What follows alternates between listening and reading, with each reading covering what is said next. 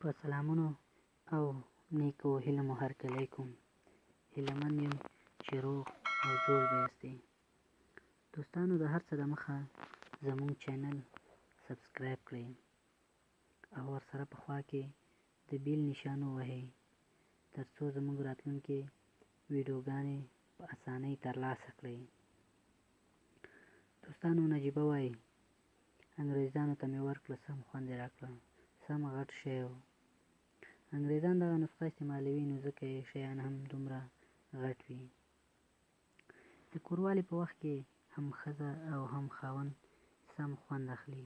نو راځئ ویډیو تر پایه راسره وګورئ چې په هر څه ښه پوه شئ. اول به تاسو یوه دانه کیله راواخلئ او که وړې وي بیا 2 دانې راواخلئ. 1 یا 2 لیمو هم راواخلئ.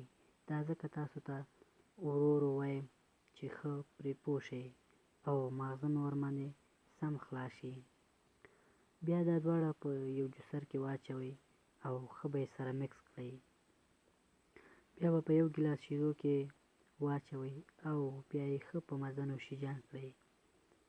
البته شیدې باید ګرمې نه وي، یخې وي.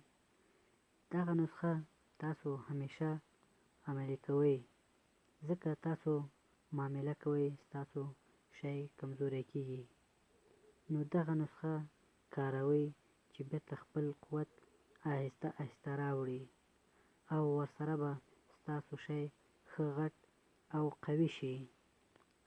دوستانو، که زموږ چینل هم نه وي سبسکرایب کړی، مهرباني وکړئ سبسکرایب یې کړئ او لایک او شیر یې هم کړئ تر څو نور دوستان هم ترې ګټه پورته کړي.